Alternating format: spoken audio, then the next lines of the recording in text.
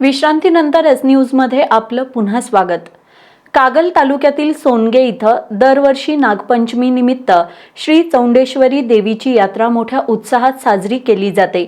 प्रतिवर्षाप्रमाणे याही वर्षी महाराष्ट्र आणि कर्नाटकातील भाविकांचे श्रद्धास्थान असणाऱ्या श्री चौंडेश्वरी देवीच्या दर्शनासाठी दिवसभर भाविकांनी मोठी गर्दी केली होती।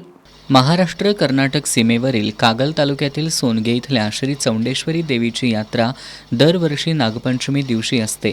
प्रतिवर्षाप्रमाणे याही वर्षी सोनगे इथल्या श्री चौंडेश्वरी देवीची यात्रा आयोजित करण्यात आली।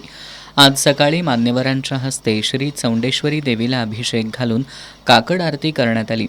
त्यानंतर माजी खासदार संजय मंडलिक यांच्या प्रयत्नातून श्री चौंडेश्वरी देवी मंदिरासमोर बांधण्यात आलेल्या सांस्कृतिक सभागृहाचं उद्घाटन वीरेंद्र मंडलिक यांच्या हस्ते करण्यात आलं। आज दिवसभर श्री चौंडेश्वरी देवीच्या दर्शनासाठी भाविकांनी मोठी गर्दी केली होती। यात्रा काळात कोणताही अनुचित प्रकार घडू नये यासाठी मुरगुड पोलिसांनी कडेकोट बंदोबस्त ठेवला होता।